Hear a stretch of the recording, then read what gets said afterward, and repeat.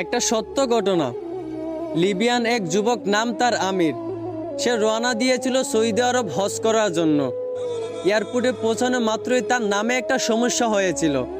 আর এই সমস্যাটা সমাধান করতে করতে প্লেনের দরজাটা বন্ধ করে দেওয়া হয়েছিল।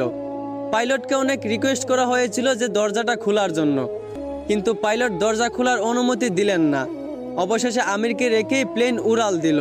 সবাই তখন আমিরকে সান্ত্বনা দিতে লাগলো যে হতাশ হয় না, হয়তো তোমার ভাগ্যে নাই। আমির তখন বলল, আমি হতাশ হই নাই, আমি মন থেকে খাঁটি নিয়ত করেছি, অবশ্যই আল্লাহ আমার এই আশা পূরণ করবেন। কিছুক্ষণ পর খবর আসলো যে প্লেনে একটা সমস্যা হয়েছে।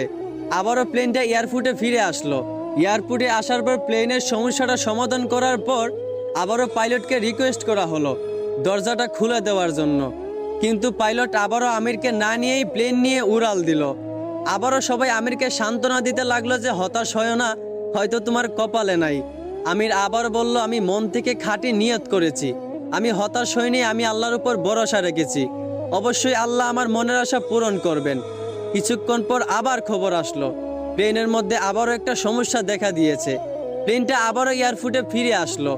আবারও প্লেনটার সমস্যা সমাধান করার পর এবার পাইলট নিজেই বলল, আমির কোথায়, দরজা খুলে দাও। আমিরকে না নিয়ে আমি প্লেন নিয়ে উড়াল দিব না।